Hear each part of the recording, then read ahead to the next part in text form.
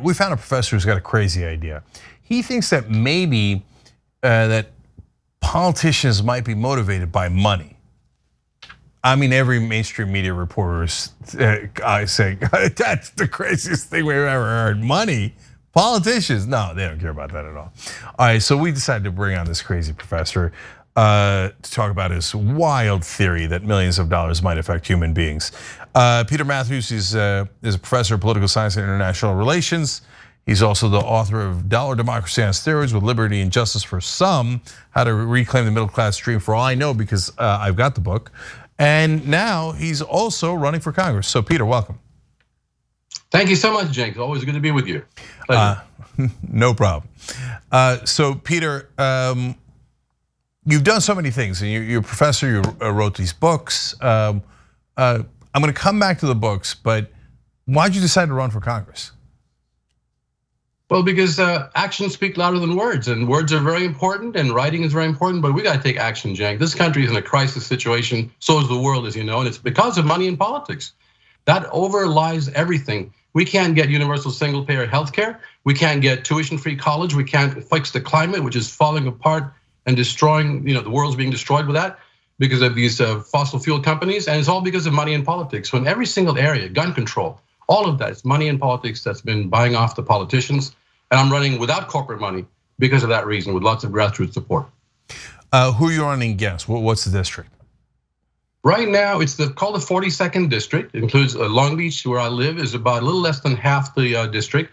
The other half has a very interesting area up north of the district, which is up in Downey, Bellflower, and Lakewood, but also further north is Huntington Park.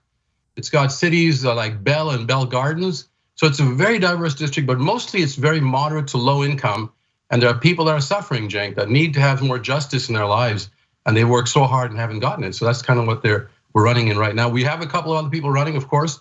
We have a candidate or two that are already elected politicians who think they can come in and walk in with big money and take the seat. But we have so many volunteers ready to go. And we've already ready to launch our campaign. We're already launched it, actually. We got everything going just about a couple of weeks ago. What's your website? It's petermatthewsforcongress.org, and it's spelled out completely. Matthews is spelled with one T, Mathews, and 4 is FOR. petermatthewsforcongress.org. All right, we'll put that link down below too, so people can check that out. So, thank you. No problem. Peter, as you're covering political science as a professor, why did money in politics stick out to you as the issue to focus on?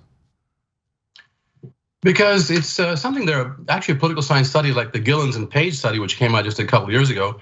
They did multivariate analysis, complicated stuff, it's political science.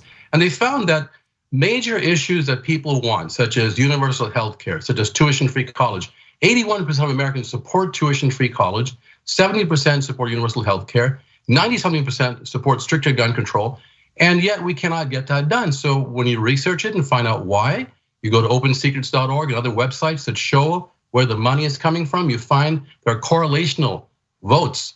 There's a correlation between how these people in Congress vote, at least 70-80% of the time, for their donors and not for the voters that they promise so many beautiful things to and never deliver. That's pretty much right there in front of us. As a political scientist, you have to keep your eyes open, right there. Yeah, and there was a study that came out, I believe, between Princeton and Northwestern professors a couple of years back, and they showed. That's the Gillens and Page study. That's the one. Mentioned. Yeah, and that part of that study showed that the bottom 90%, which is 90% of us, had absolutely zero effect on elections, none, on policies, I should say. So even if 90% of the country wants it, it is not going to pass if the rich don't say yes. And so, but Peter, some people might recognize you because you're on cable news a decent amount, including on CNN. And so, do you ever ask the folks in the rest of the press, or do you have, I don't know, maybe you've studied, I don't know, why they never talk about the issue that is obvious, if you study political science, obviously the #1 issue in politics, which is the donor money? I've certainly pointed it out several times, and I've been given examples, even on CNN, also Sky News Australia, which is a Rupert Murdoch-owned station. They keep calling me back because I just tell the truth, and I guess I got an audience, Cenk. But I let them know that the audience, whether it's progressive or conservative, whatever, that we cannot fight for these issues successfully unless we get the big money out of politics. It's like, who's your daddy? You heard that before. Everyone likes to smile when they hear it, but it's true. Who's your daddy? Who's paying you? And what are you going to be giving for that? And they see it when I give examples, but on the mainstream media, I bring up the issue of why we don't have, for example, tuition-free college. I talked on KTLA, for example, on why Trump didn't mention not the free trade issue. He didn't mention a bit about free trade being the real reason that we have undocumented people fleeing across the border to find jobs over here, because the United States was involved with the corporations going there and paying next to nothing to the workers in Mexico to make those cars for GM, and then also to dump our crops. NAFTA, the free trade agreement, was one in which Bill Clinton pushed it through, a Democrat, and dumped our crop. The corporate agriculture can dump their corn over there in Mexico, drive the family farm out of business, and those folks go desperately looking for work in the city, maybe in a car factory that's owned by Americans. And then they come here because that doesn't pay much. $4 an hour, not even that is what the auto workers get there. So I mentioned on KTLA, I said, this is why we really have illegal or undocumented workers here, illegal immigration. It's not because people love the weather here in LA. They got great weather in Mexico. It's not because they love the food here, which we got great food here, but they love great food in Mexico. Great beaches there. I said this on KTLA, Jay. It's on my website, actually. All right, KTLA's of course. They didn't call me back. They called me back only twice after that, I think. That was it. By the way, that's not that bad a record, though. Every time I see you on TV, I'm always surprised they call you back. So keep on going, brother. So KTLA is a large local television station here in LA, and obviously 42nd districts in California. It turns out that as you were doing research, you ran into a group that I founded. What was that about money in politics? It was a group called Wolfpack. Great name, by the way, and it symbolizes what you're doing. And it has to do with going to the grassroots and getting people organized in each state to get the state legislators to call an Article 5 convention, which has never been used before, but it can certainly be used in the future, where people would come together in a convention and then decide what to write to get money out of politics completely. And they will decide that, and there'll also be a check on it, because 38 states would have to ratify that. So the fear that this could be a runaway convention is unfounded. And so I was very excited when I saw Wolfpack is going very strong on this and saying, let's go to the people first. At the very least, the people getting organized, demanding that the legislatures will actually call the convention, might light a fire under Congress. And then Congress might go ahead and propose it, might. But most corporate Congress members don't want to get money out of politics. They're benefiting from it. But I'm glad Wolfpack is pushing it. Thank you, wolf-pack.com. And so the reason Wolfpack pushes a convention idea is because the only other way to amend the Constitution is to go through Congress. If you're in the audience now, do any of you, Republican or Democrat, think that 2/3 of Congress is going to call for an amendment to get money out of politics when 90% of Congress got there through money in politics? They're not going to give away their power. You got to go around them. But Peter, you were saying before we got on air that Wolfpack is the only group trying to get the solution through a convention, which is the only realistic path, right? So I don't know. Like I'm encouraged that I started the one group that actually has a plan that could work. I'm discouraged that it's the only group. And look, in the Democratic Party, Democratic leadership has come out against the convention, saying, "Do not do that.